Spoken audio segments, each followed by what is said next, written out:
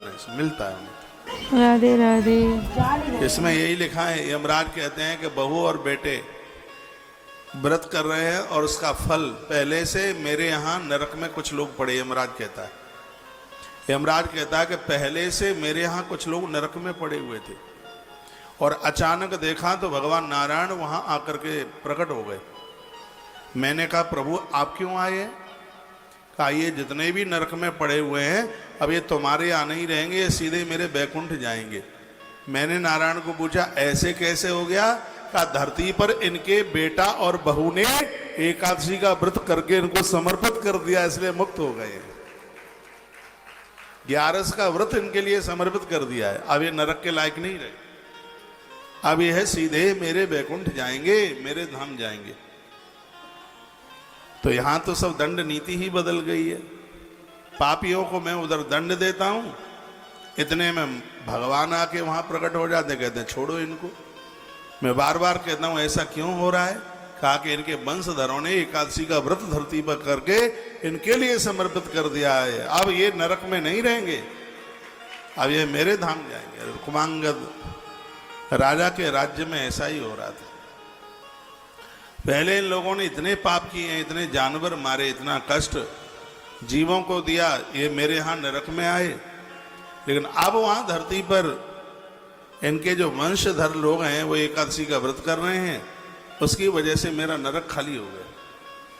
और आज विधाता जी मैं आपके पास तब आया हूं जब मेरे नरक में एक भी कोई आदमी नहीं है, एक भी जीव नहीं है। एकादशी ने तो सबको ही मुक्त कर दिया। किसी की पत्नी व्यभिचारिणी थी, गलत काम करके यहां आई, हमने उसके शरीर में कीले ठोक दिए, तेल कढ़ावे में उसको डाला, कुंभी पाक नरक में उसको फेंका और मेरे दूत उसको कुंभी पाक नरक में तेल के कड़ावे में घुमा ही रहे थे। इतने में भगवान विष्णु वहां पधार गए। भगवान विष्णु ने कहा क्या करते हो, इसको छोड़ो, ये अब कुंभी पाक नरक के लायक नहीं, अब इसको सीधे बैकुंठ में जाना होगा, क्योंकि इसके खानदानियों ने, इसके बच्चों ने, धरती पर इसका पति रह गया, उसने एकादशी का व्रत किया है, ब्राह्मणों को भोजन कराया है, सगरे पाप हैं वो सब जल गए हैं, पुण्य इतने बढ़ गए हैं, अब ये यमराज के नहीं, अब ये यमराज के यहाँ नहीं, अब इनको मेरे बैकुंठ में जगह मिलेगी, ये यमराज बता रहे। ताली आज मत बजा देना, हो थोड़ी बोलते हैं जाऊंगी, उस समय हम गोपी बन जाते हैं। तो जितनी भी गोपियां हैं थोड़ी देर के लिए सब गोपा बन जाओ। हाँ, जहां ले चलोगे वहीं मैं चलूंगा, जहां नाथ रख लोगे वहीं मैं रहूंगा, कहीं जाइएगा नहीं। सुनिए एक मिनट। अभी कथा चल रही है, लाइव टेलीकास्ट सत्संग टीवी पर आप देख रहे हैं।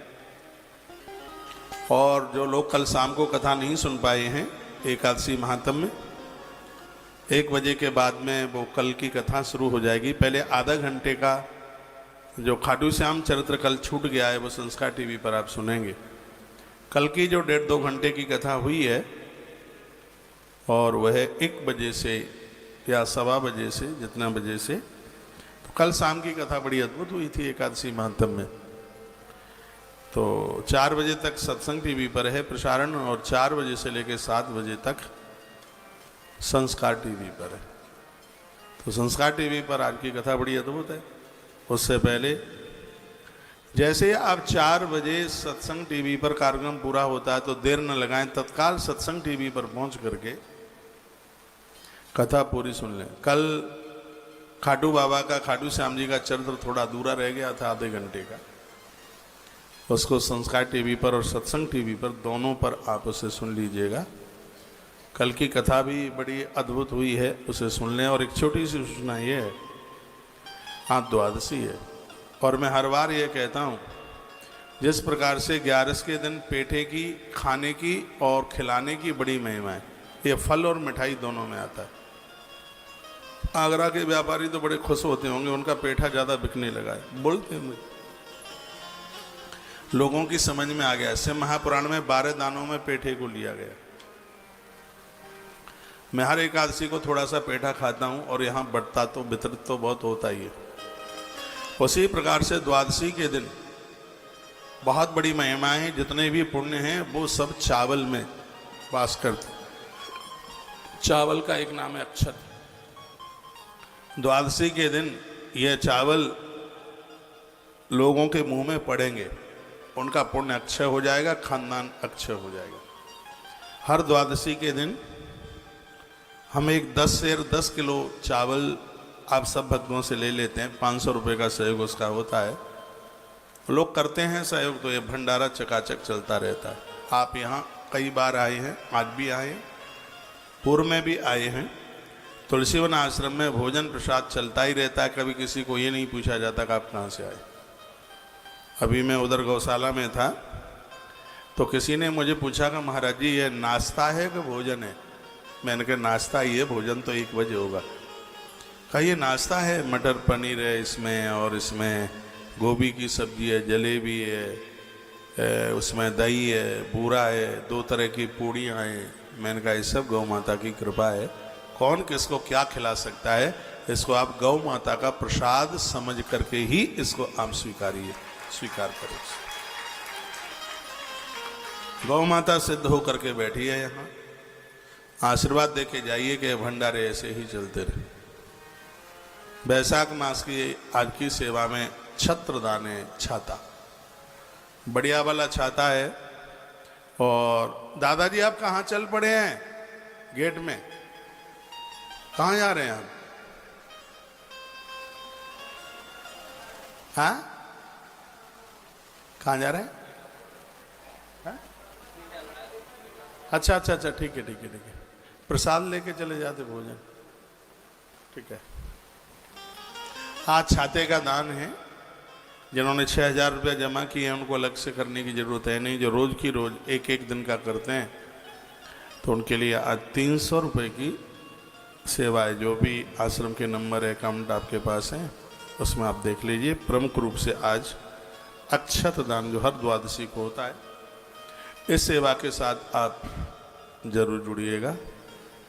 अब विशेष रूप से गोदान की व्यवस्था, बहुत बड़ी व्यवस्था की जा रही है। 5 तारीख को बैसाखी पूर्णिमा है। बाहर भी मुझे आप लोग सुन पा रहे हैं, बैसाखी पूर्णिमा को श्रीधाम वृंदावन पधारे आप पूर्णमासी। यहाँ विशेष रूप से सत्यनारायण भगवान की कथा का आयोजन है। उस दिन यज्ञ का भी कार्यक्रम है। और जो बैसाख में नहाए हैं, व्रत उपवास वगैरह किया है, तो आप श्रीधाम वृंदावन पधारिए और हम और आप मिलकर के बैसाखी महोत्सव मनाएंगे। लास्ट का दिन है बैसाख के महीने का। और ऐसा बैसाख आप नहीं मना पाए होंगे पहले। कैसा मनेगा आप देख लीजिएगा आके। आप अभी जाके भी 5 तारीख तक लौट के आ जाइए। 5 तारीख को आ जाइए। 5 तारीख को अद्भुत यहाँ पर उत्सव है। तो यहाँ के इन सेवा कार्यों के साथ आप जरूर जुड़ते रहिएगा। एक बार आप गौशाला जरूर पहुँचें। यह पूरा का पूरा आयोजन गौ माता के लिए हो रहा है। आज भगवत कृपा से गौ माता के लिए इतनी बड़ी व्यवस्था की जा रही है। ये तो आप 1 आध साल बाद आके देखिएगा, आप ये कहोगे कि ये हकीकत में कि हम सपना देख रहे हैं। पूरे आरसीसी के लेंटर के साथ 1000 गौसदन का काम इतनी जोर से चालू हुआ है। यहाँ गैया मैया की ऐसी व्यवस्था है, गद्दा पर गैया सोती है। सुबह 4 बजे भोजन, दोपहर को 11 बजे, फिर शाम को 5 बजे। यहाँ आपकी गैया का गोदान साक्षात गौलोक में गैया मैया रह रही है, समझ लो। 5 तारीख को, वैसे तो बैसाख का महीना है, हर दिन गोदान हो सकता है, लेकिन एक विशेष रूप से फिर 5 तारीख को व्यवस्था की गई है। कल प्रदोष का दिन है। कल आप नंदी दान में भी अपने आप को जोड़ें। एक नंदी दान का महात्म्य 10 गायों के गोदान के बराबर है।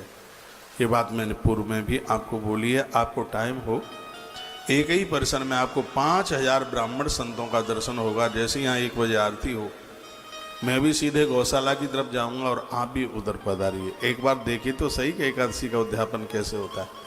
भगवान कृपा करे आपको भी अपने माता पिता के निमित्त यह सौभाग्य प्राप्त हो। यहाँ का नज़ारा देख लें। तो यहाँ भी सबके लिए भोजन की व्यवस्था है और गौशाला में तो है ही।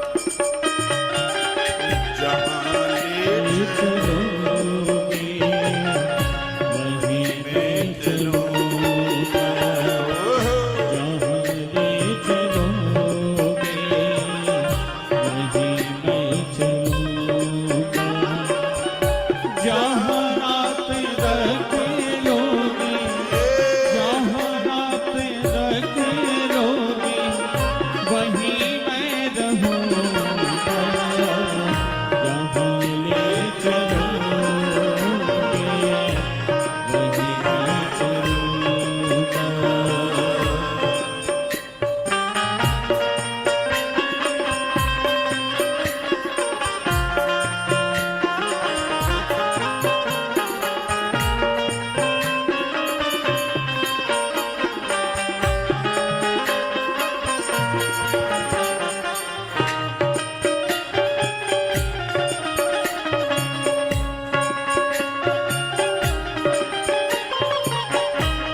चरणों में आया हूँ नसीबा जगाने, चरणों में आया भगवान नसीबा जगाने, चरणों में आया हूँ नसीबा जगाने, चरणों में आया भगवान नसीबा जगाने। किस्मत में अपनी काना, किस्मत में अपनी काना बदल के रहूँगा। जहाँ ले चलोगे, वहीं मैं चलूँगा। जहाँ ले चलोगे,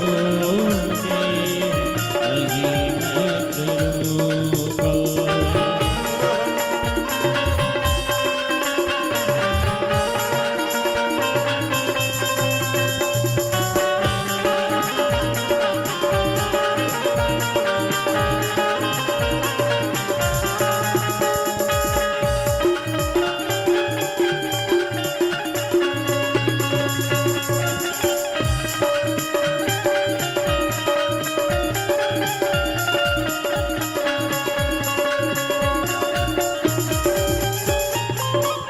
दुनिया का भटका तेरे दर पे आया, दुनिया का भटका भगवान तेरे दर पे आया, दुनिया का भटका तेरे दर पे आया, दुनिया का भटका भगवान तेरे दर पे आया। जो तुम कहोगे काना, जो तुम कहोगे काना, वही मैं करूँगा। जहाँ ले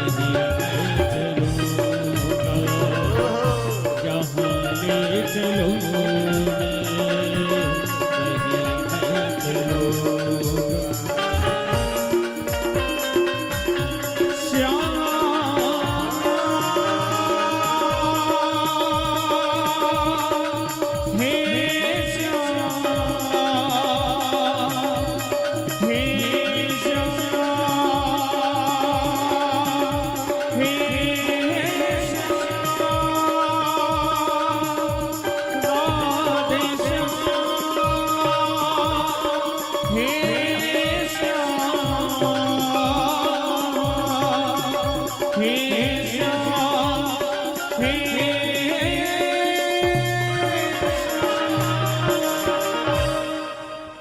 भक्त वत्सल भगवान की, श्री हनुमंत बलवंत महाराज की जय जय जय श्री राधे जय जय श्री राधे श्री राधे श्याम। तत्पश्चात यमराज ने विधाता ब्रह्मा जी को कहा, क्या बताऊं, एकादशी के दिन लोग अपनी देह पर आंवला पोत करके उसका लेपन करके स्नान करते हैं, तो जितने भी दुष्कर्म हैं वो सब उन्हें छोड़ के चले गए। स्वयं यमराज जी बात कह रहे हैं, एकादशी के दिन देह के ऊपर आंवला लगाकर, आंवले का रस या बाल्टी में डालकर उसे स्नान किया जाए, तो नारद पुराण के अंतर्गत एकादशी महात्म्य में लिखा हुआ है कि उन लोगों के संपूर्ण पाप क्षीण हो जाते हैं, जल करके राख हो जाते हैं। यमराज कहते हैं कि लोगों ने इतनी होशियारी दिखाई है और अपने पाप समाप्त कर लिए। 1000 वर्ष हो गए हैं राजा को व्रत करते हुए, राजा रुक्मांगद को व्रत करते हुए 1000 वर्ष पूरे हो गए हैं, और उसका यह परिणाम यह निकला है कि धरती पर कोई अपराधी नहीं रहा है, धरती पर कोई पापी नहीं रहा है। 1000 वर्ष तक जिन्होंने अपने अन्न को जीत लिया। हे विधाता, मैं आपके पास चल करके आया हूँ, कैसे भी आप मेरी तरफ विचार करें, मेरी तरफ आप सोचें। लक्ष्मीपति का प्रिय भक्त रुक्मांगद यदि पृथ्वी पर रह जाएगा तो वह संपूर्ण लोक को भगवान विष्णु के अनामे धाम वैकुंठ में ही पहुंचा देगा। इसलिए आपसे हमारी यह प्रार्थना है कि आप या तो उसका एकादशी का व्रत उसका बंद करवा दें, या फिर मुझे इस स्थान से, इस पद से हमें अलग कर दे। ये बात कही गई। तो विधाता ब्रह्मा क्या बोले? विधाता ब्रह्मा ने कहा कि दूसरों की साधना आराधना को, तपस्या को देख करके जो जलते हैं उनके पुण्य क्षीण हो जाते हैं। तुम्हें जलन क्यों हो रही है? यमराज ने कहा, मुझे जलन नहीं हो रही है, मेरे पास कोई कार्य नहीं रहा है, इसलिए मैं आपके पास चल करके मैं आया हूं। वर्णन किया गया है कि कहा गया है, दाता ब्रह्मा कहते हैं कि तुम्हें पता है जो एकादशी का व्रत नहीं करता वो जिंदा होने पर भी मृत तुल्य है। ब्रह्मा जी अब अपना प्रवचन शुरू कर दिए। राजा ने 11 का व्रत करा करके कितनों का उद्धार कराया। इसमें कहा गया जो 11 का व्रत नहीं किए, करते नहीं है, वो जिंदे जी होने पर भी वो मृत तुल्य है। हे सूर्यनंदन, जिनके नाम का उच्चारण करने मात्र से परम पद की प्राप्ति हो जाती है, उन्हीं की प्रीति के लिए इस राजा ने एकादशी का उपवास किया। वैकुंठ धाम को वो क्यों नहीं जाएगा? भगवान श्री कृष्ण के लिए किया हुआ एक बार का प्रणाम 10 अश्वमेध यज्ञ के बराबर है। यह विधाता ब्रह्मा कहते हैं। भगवान श्री कृष्ण को यहाँ कथा एकादशी महात्म से जुड़ी हुई है, वैसे वो हर देवता के लिए कहा गया है। आप किसी मंदिर के आगे से आप निकलते हैं, मंदिर में जाने को समय नहीं है तो गर्दन नीचे एक बार झुका के प्रणाम कर लो, गाड़ी का हॉर्न बजा दो, गुम्मट के ऊपर जो ध्वजा लगी हुई है उसका दर्शन कर लो। इसमें वर्णन है कि हम देवताओं को एक बार प्रणाम कर लेते हैं, 10,000 वो 10 अश्वमेध यज्ञ के बराबर उसका फल हो जाता है। आपके घर में जो भी मंदिर है, नित्य आप घर से बाहर जा रहे हैं तो मंदिर में धोख लगा के प्रणाम करके ही आप निकले। स्वयं विधाता ब्रह्मा कह रहे हैं कि ईश्वर को एक बार के प्रणाम करने से 10 अश्वमेध यज्ञ करने का फल तत्काल प्राप्त हो जाता है। फिर उस कृष्ण की एकादशी, और जो इसको कर लेते हैं तो उन्हें तो कुरुक्षेत्र में जिंदगी भर रहने पर जितना फल प्राप्त होता है, पुष्कर में जिंदगी भर रहने पर जितना फल प्राप्त होता है, उनको सिर्फ इस 11 का व्रत करने मात्र से उन्हें उस फल की प्राप्ति हो जाती है।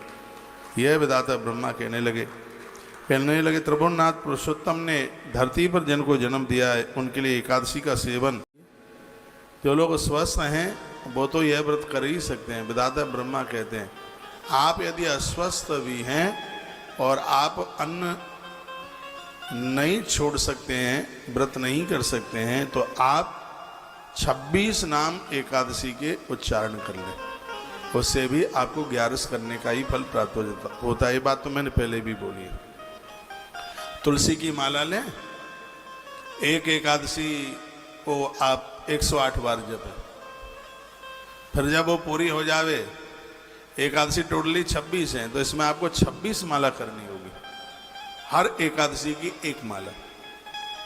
तो 26 एकादशी है तो 26 माला हो गई है। यदि आपने 26 माला कर ली है तो आपको पूरा 11 करने का ही फल प्राप्त होता है। ऐसा श्री देवर्षि नारद जी बोले। नारद जी कहते हैं कि भगवान को प्रसन्न करने के लिए 11 के व्रत से बड़ा और कोई दूसरा व्रत भी नहीं है, ऐसा कहा गया। एक बार जयकारा लगाइए, बोलो भक्त वत्सल भगवान की, श्री हनुमान जी महाराज की जय जय। क्या सुंदर श्लोक लिखा है। एको ही कृष्णस्य कृत प्रणामो दशाश्वमेधा व्रतेन तुल्यं, दशाश्वमेधि पुनरेत जन्म कृष्ण प्रमाणो न पुनर्भवाय। इस श्लोक का अर्थ है, विधाता ब्रह्मा कहते हैं कि एक बार कृष्ण को प्रणाम करने से 10 अश्वमेध यज्ञ करने का फल है।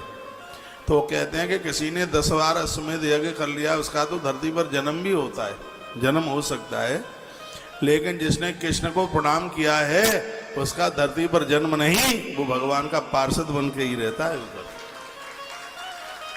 तो इसकी तो महिमा उस यज्ञ से भी बढ़ करके। तो मैं आप सबको कहूँगा, प्रातः आप जागते हैं तो अपने घरों में जय श्री कृष्णा ऐसा कह के, चाची राम राम जी, माँ राम राम। आपके दिन का आरंभ भगवत नाम उच्चारण से, परमात्मा का नाम लेने से सगरे पाप जल के राख हो जाते हैं। भाई को भाई अन खालसो, नाम जपत मंगल दिश दस। दसों दिशाओं में भगवान के नाम का जप करने से सगरे पाप समाप्त हो जाते हैं।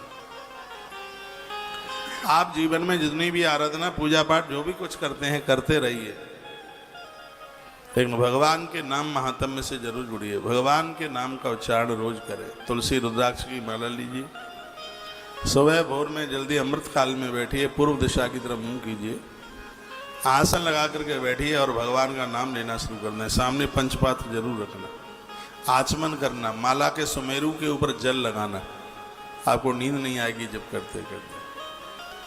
जप में अपने आप को जोड़ दीजिए, इसके बिना नहीं है कल्याण। यह हमने बहुत बारीकी से देख लिया है। तो आज विधाता ब्रह्मा कहने लगे कि एकादशी जो व्रत करता है वह भगवान के धाम में नहीं, वो भगवान नारायण के हृदय में वास करता है। ये विधाता ब्रह्मा जी। अब इसमें मैं क्या कर सकता हूं। धरती पर ऐसे राजा का जन्म हुआ है जिसने पूरी सृष्टि में 11 का प्रचार किया, उसको मैं रोक नहीं सकता। लेकिन तुम मेरे दरबार में आए हो तो तुम्हें मैं खाली हाथों से नहीं जाने दूंगा। व्यक्ति का भजन बढ़ता है, आराधना साधना बढ़ती है, तो यही यमराज उसके जीवन में 2 चीजें आती हैं। जो इन दोनों को जीत लेता है वो सीधे ईश्वर के लोक में जाता है, नहीं तो ये दोनों चीजें उसे परास्त कर देती है। व्यक्ति की आराधना साधना बढ़ती है तो 2 चीजें सामने आती हैं, एक है कंचन और एक है कामिनी। एक तो स्त्रियां सामने चल करके आ जाएंगी, भजन बढ़ेगा, आराधना बढ़ेगी, साधना बढ़ेगी। पूर्व में बहुत महात्माओं का इतिहास मिलता है, उनकी जब साधना बढ़ रही थी, या तो स्त्रियां सामने चल के आ गई या फिर वैभव सामने चल करके आ गए। हनुमान जी भी सीता माई के दरबार तक जाते हैं तो 2 ही चीजें आ गई हैं। एक तो सुंदर सिरसा आ गई, सुंदर सी सुरसा, सुरसा जो हनुमान जी को खाने को तैयार थी। वो कहती है कि देवताओं ने मुझे क्या लाल लाल बंदर खाने को दिया। हनुमान जी कहते हैं, राम काज कर फिर मैं आवूं, सीता की सुध प्रभुए सुनावूं, तब तब बदन पैठिए आई, सत्य कहूँ जान दिमाई। नारी को आप माँ बना करके ही जीत पाएंगे, नारी को आप बहन बना के ही जीत पाएंगे, नारी को आप बेटी बना करके ही जीत पाएंगे। 1000 फण वाले सांप से व्यक्ति बच सकता है, नारी ने जिसको डस लिया इस लोक में उसको कोई बचाने वाला पैदा नहीं हुआ है। ऐसा हमारे ग्रंथ में वर्णन। तप बढ़ता है, साधना बढ़ती है, तो ये दोनों चीजें अवरोधक, इसको माया कहा गया है। सामने तो मारती हुई दिखाई देती नहीं है, लेकिन अंदर से तोड़ करके रख देती है। इस धरती पर नारी के चक्कर में बहुत लोग बर्बाद हो गए, उत्कर्ष नहीं हो पाया, तरक्की नहीं हो पाई, यहां तक कि माता पिता छूट गए, कुटुंब खानदान छूट गया, परिवार छूट गया। धर्म कर्म सब कुछ छूट गया। चमड़े के ऊपर इतना प्रेम किया उन्होंने, उसी के इर्द गिर्द घूमते रहे। धर्म, माँ बाबूजी, सब तरक्की, सब कुछ छोड़ दिया, जिंदगी खत्म हो गई। यहाँ इस ग्रंथ में एक बात वर्णित की गई है, शराब तो नशा तब देती है जब उसको पिया जाता है। वर्णन है कि शराब तो नशा तब देती है जब उसको पिया जाता है, लेकिन नारी एक ऐसा नशा है जिसको देखते ही चक्कर आना शुरू हो जाता है, नशा चढ़ जाता है उसको देखते ही। ये तो शराब से भी खतरनाक है। शराब का प्रायश्चित है, लेकिन इसका तो प्रायश्चित भी नहीं है, इतना ऊट पटंग है। सजग और समझदार लोगों को राम जी का वह चरित्र पढ़ लेना चाहिए जब वो शूर्पणखा के सामने खड़े हुए। धरती पर ऐसा कोई स्त्री पुरुष नहीं है जिसके जीवन में उसको बर्बाद करने के लिए एक बार स्त्री के सामने पुरुष और पुरुष के सामने स्त्री ना आई हो। कोई है ही नहीं जिसका मृत्युलोक में जन्म हुआ उसके सामने, उस पुरुष के सामने स्त्री आई। स्वयं भगवान प्रभु श्री राम जी के सामने शूर्पणखा चल के आ गई। शूर्पणखा को प्रभु श्री राम जी ने कैसे जीता?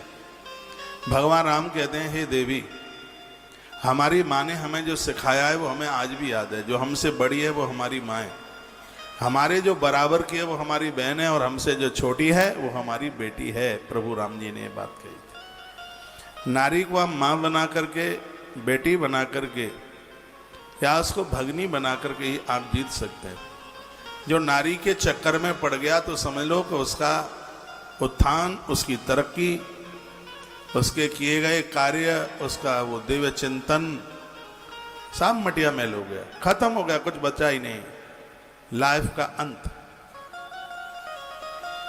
रावण के लिए यही तो हुआ। माता जानकी का हरण करके न ले जाता तो कुछ जीवन और जी लेता, उस समय और धरती पर वह रह लेता।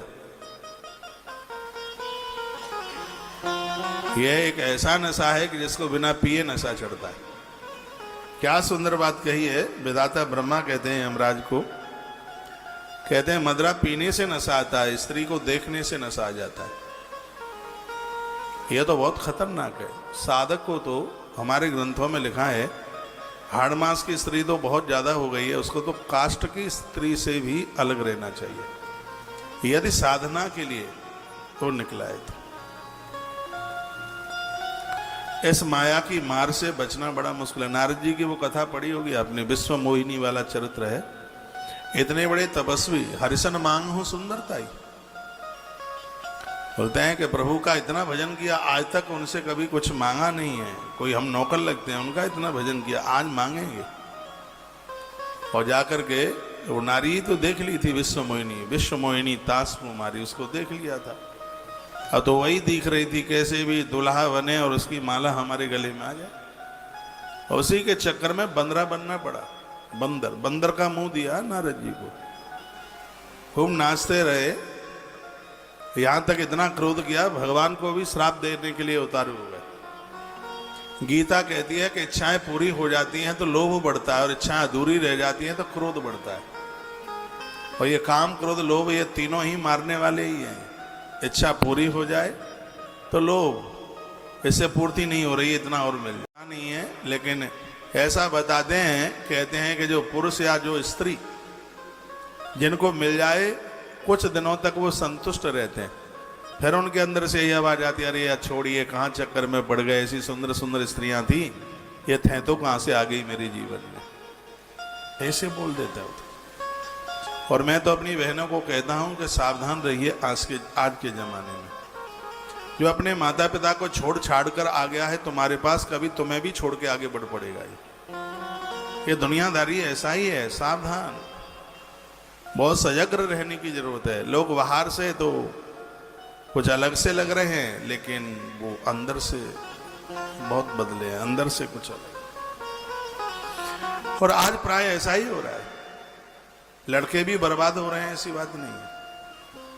उनका भी प्रोग्रेस, उत्कर्ष सब रुक गया है। यह तो इतनी बड़ी बीमारी है कि दवाई से भी ठीक नहीं हो रही है, इतना खतरा। ये ब्रह्मा जी की बात मुझे बड़ी अच्छी लगी है। ब्रह्मा जी कहते हैं कि मदरा तो पी के नशा आता है, लेकिन स्त्री को देखने से नशा आ जाता है। तुम मेरे पास आए हो तो तुम्हें मैं वापस तो नहीं जाने दूंगा, राजा का भजन बड़ा है, आराधना बड़ी है, तो अब इसकी परीक्षा होगी। मैं इसके लिए एक सुंदर स्त्री उतारता हूं, नारी उतारता हूं सुंदर। क्या यह काम को जीत पाएगा? यह विधाता ब्रह्म। हर व्यक्ति की यहां परीक्षा है। जो भी स्त्री पुरुष कोई भी आए हैं, सब एग्जामिनेशन थिएटर में बैठे हुए, यहां सबकी परीक्षा है। ये संसार में बिना परीक्षा के नहीं कोई रह सकता। आप चिंता मत कीजिए, और ये सब व्यवस्था मैं करता हूं। श्री विधाता ब्रह्मा जी बोले, और उसी समय विधाता ब्रह्मा जी ने अपने मन से एक सुंदर स्त्री को जन्म दे दिया, और उसका नाम मोहिनी रखा, जिसको देख करके सब मोहित हो रहे थे। स्वयं देवता मोहित हो गए उसको देखकर। इतनी सुंदर स्त्री, उसको देख करके सब मोहित हो रहे थे, इसलिए उसका नाम मोहिनी रख दिया गया है। वो बड़ी सुंदर थी। देवता लोग उसको ढूंढ ढूंढ करके देख रहे थे। तब विधाता ब्रह्मा ने एक बात कही। विधाता ब्रह्मा जी ने कहा, मैंने इसको जन्म दिया है तो ये तुम्हारी बहन लगेगी।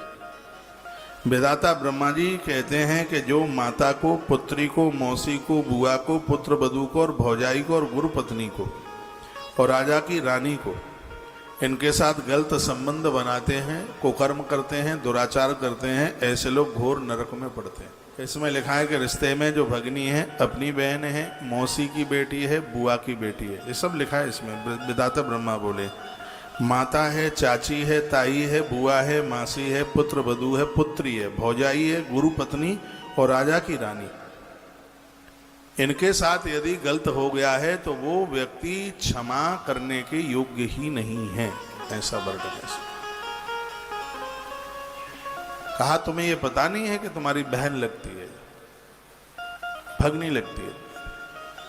पूरे दुनिया में हमारे गोत्र की यदि कोई बेटी है, अभी आगे आप सुनेंगे, इसमें बड़ी अद्भुत बात कही है, या तो वो हमारी बहन लगेगी, या बुआ लगेगी, या बेटी लगेगी, सगोत्री। और यह बहुत बड़ा अपराध है कि सगोत्रीय स्त्री के साथ या सगोत्रीय पुरुष के साथ देह संबंध रखना। यह पाप नहीं, पाप का बाप है, ये विधाता ब्रह्मा बोल रहा है। इसलिए किसी कथा में मैं बोल रहा था, बच्चे कुंवारे रह जाएं, रह जाने दीजिए, लेकिन सगोत्र के साथ बच्चों का विवाह ना करें। कोई तो बात होगी जब ग्रंथों में लिखा है।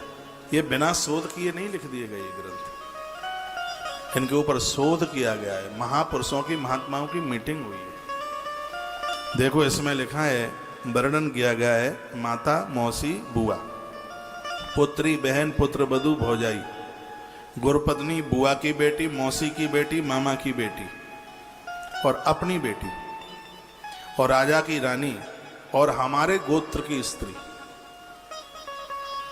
स्वगोत्रीय, इनके साथ यदि विधाता ब्रह्मा कहते हैं दुराचार किया है, गलत संबंध, देह संबंध बनाए हैं, वह लोग घोर नरक को प्राप्त होते हैं, उनको कोई बचाने वाला नहीं होता।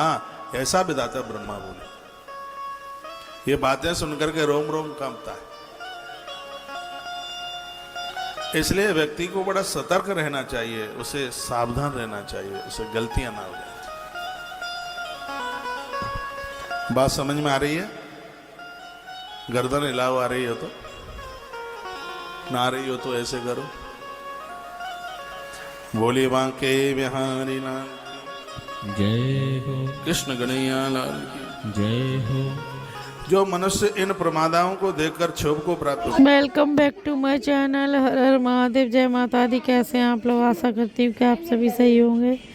वीडियो अच्छी लगे तो लाइक, कमेंट, शेयर जरूर करें। नई नई अपडेट के लिए चैनल को सब्सक्राइब कर लेना।